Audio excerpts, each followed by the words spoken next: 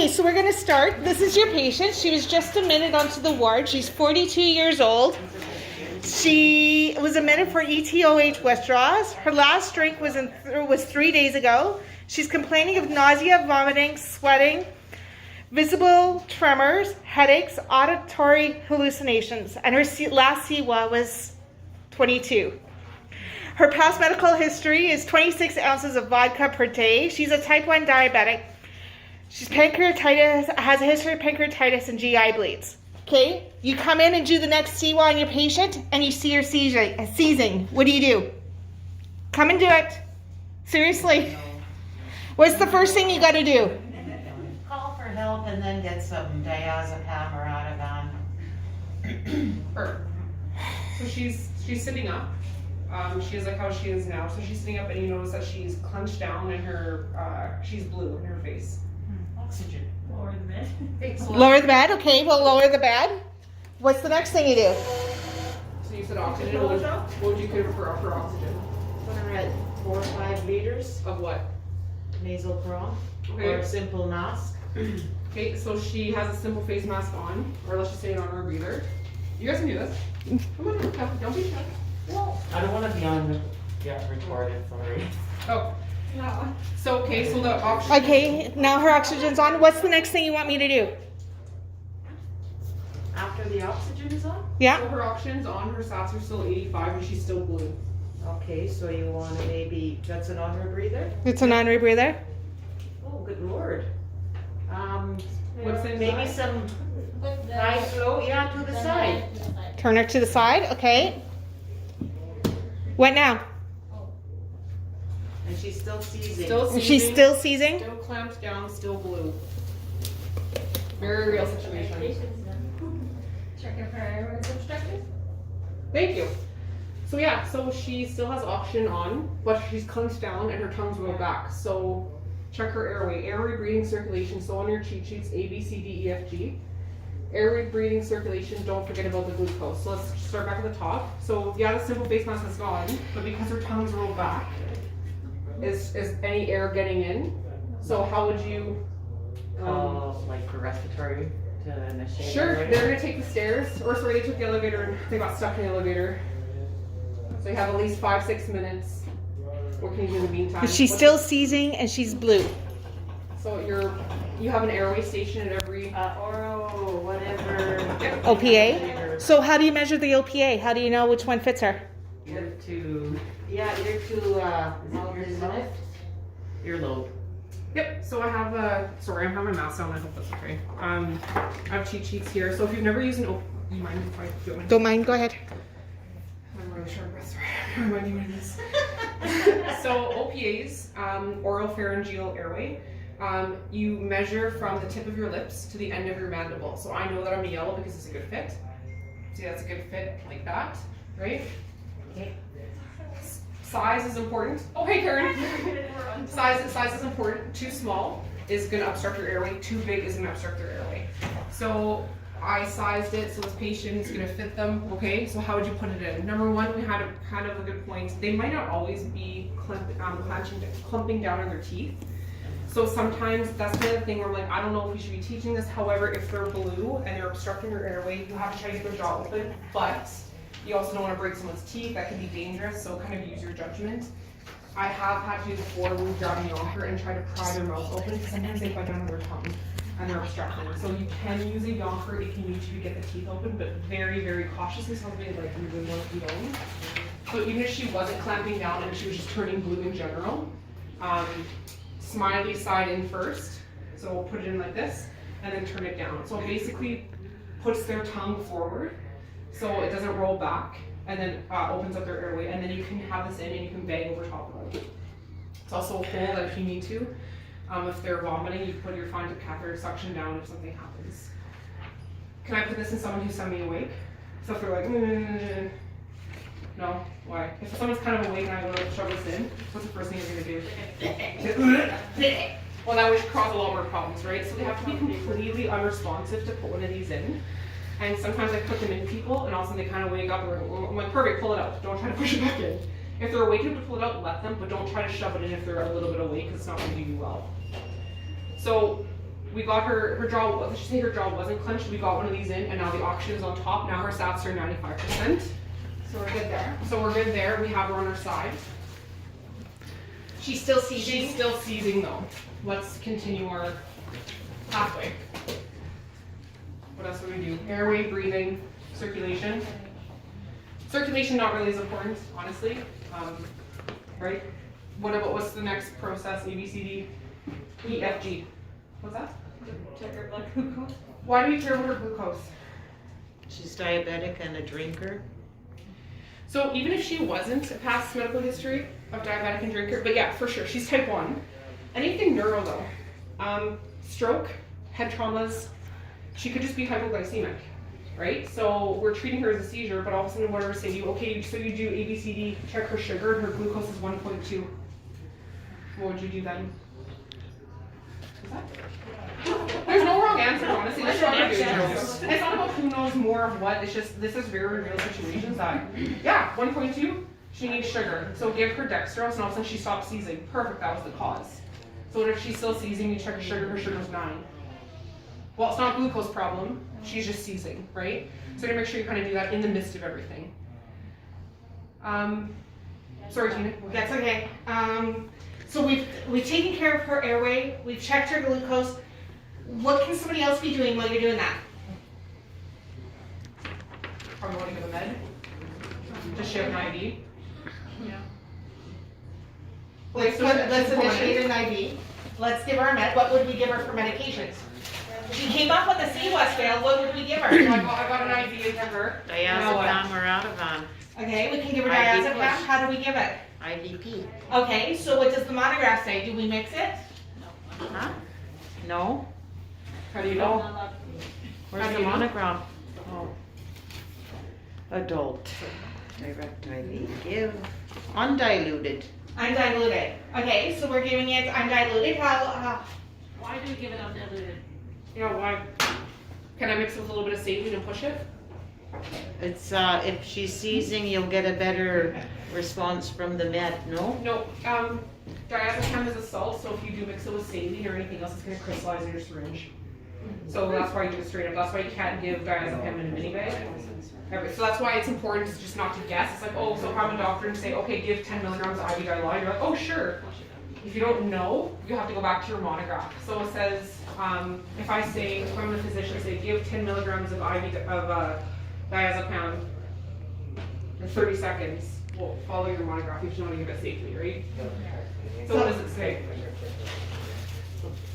How fast do we push it? 2 to 5 milligrams a minute. Okay. Now, we don't have diazepam on the ward. Pharmacy called. Yeah, we're out of diazepam. It's not that hard. alcoholics these days. What else can you give? Okay. We can give lorazepam, so we can phone the doctor and get a lorazepam order. Okay, so for our lorazepam, how do we give that? Who hasn't? You can give that push Yeah. or IM. Yeah. I'm hungry right now. So if we're giving it push, what do we do? So let's just say she has an IV. But would you want to give it IM or IV? What would you go prefer? I would go IV.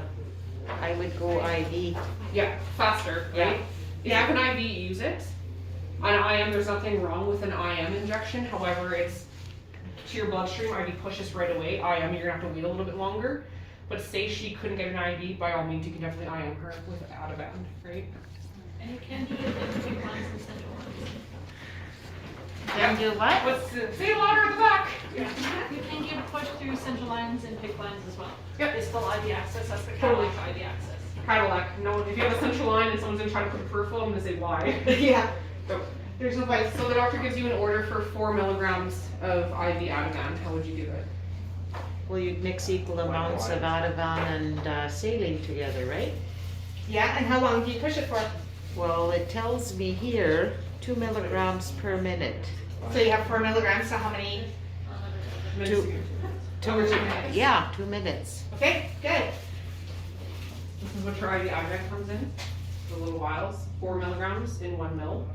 So you can give the whole thing. This is what it looks like. This is what your Oh, IV yeah, Ativan yeah. looks like. And we are going to be stocking it on the ward as well. I've requested for it to be ward stock. Okay, so we've given her diazepam or Ativan IV, and she is still seizing. What do we do?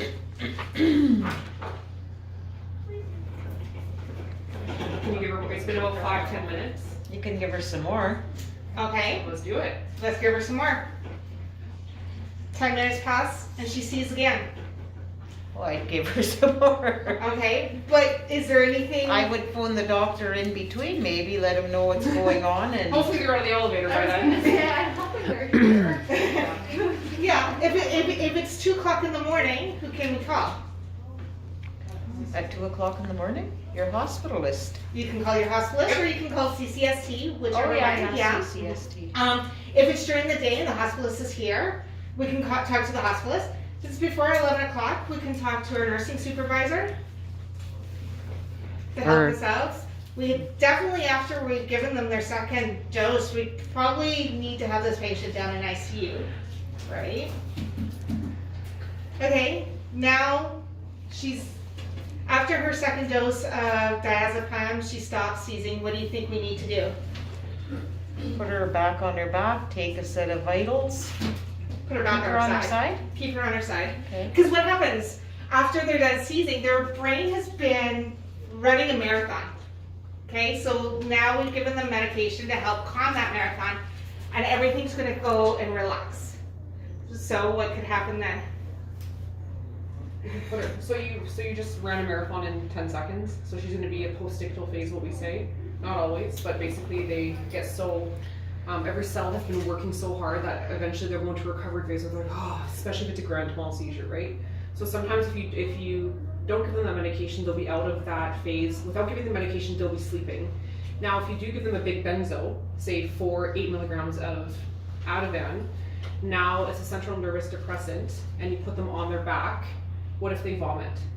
And now you're outside the room and you don't know, and now they're choking. They don't have the neuro to really wake them up. So if they do, you want to make sure that you're putting them in the recovery position, right, for however long, plus probably a sat probe, and you want to be monitoring them a little more frequently, right? At the same time, I think we just want to reiterate,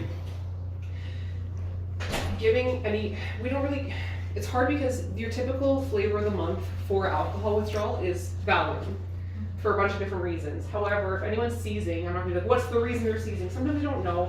As long as you're giving them a benzo, it doesn't really matter. Yes, alcohol is preferred for diazepam. However, lorazepam, Ativan, midazolam, all in the same benzo category, so get them out of that phase. What we want to reiterate is airway, breathing, circulation. Don't forget about the glucose. A, B, C, D, E, F, G. How to respond to their airway, how to put them in a recovery position. Can you give meds IV push? Yes. We've had this happen on our floor where the nurses were comfortable giving IV Ativan, but they were putting sublingual tabs under their tongue. Fine, I get the comfortability level. However, if you were to fall down seizing, and we're like, trying to put a pill under your tongue, yeah, let's hope that pill kicks in the next 15 minutes, and you're like, right? No, I probably would have appreciated it when you woke up. I get it. So yes, we're trying to reiterate this. You can give those medications IV push, as long as you are monitoring the patient effectively and you know the consequences of that drug. So a benzo, central nervous suppression, respiratory depression. So put them in the recovery position, monitor airway. When are you gonna leave them in their room on their side for an hour, come back to them? Probably want to check on them a little bit sooner. Yeah. Also, are they DNR? I mean, is this part of their process? Okay, fine. What if they've had a second seizure now, and now a third seizure? Is this the place for them? You have 5 patients to 1 nurse. They're behind a closed door. You have them risk for respiratory depression. Is this the right unit for them? Probably not. Does every patient who had 1 seizure need to go to ICU? No, but that's the discretion to your physician. But also you want to make sure they're monitoring more frequently. And if they have a second, third seizure, is this the right unit for them? So yes, you can give those drugs. Just make sure you're circling back.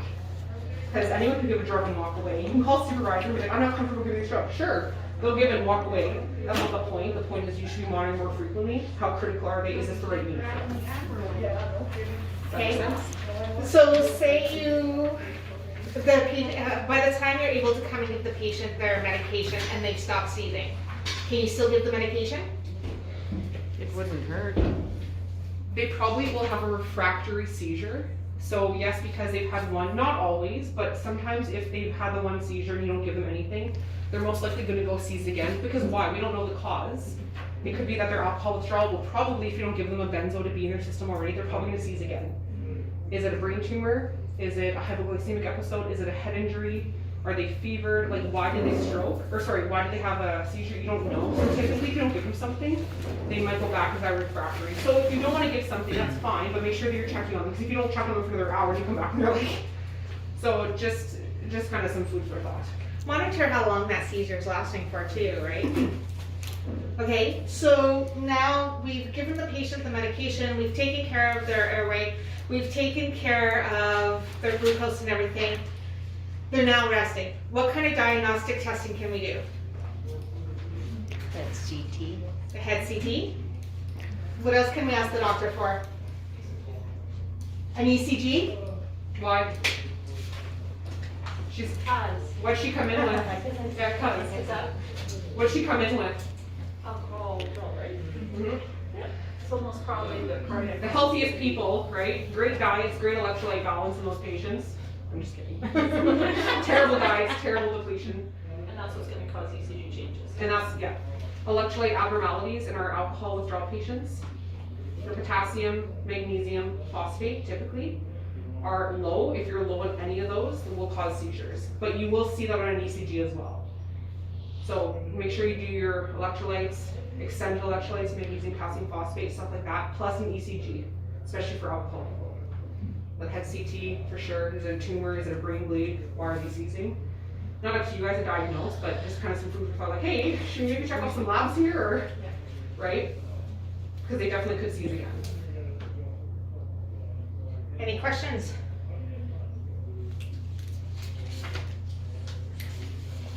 We're a quiet group here. I know. I was like, was that helpful? Was that beneficial? Yeah, that was very informative. Fun, right?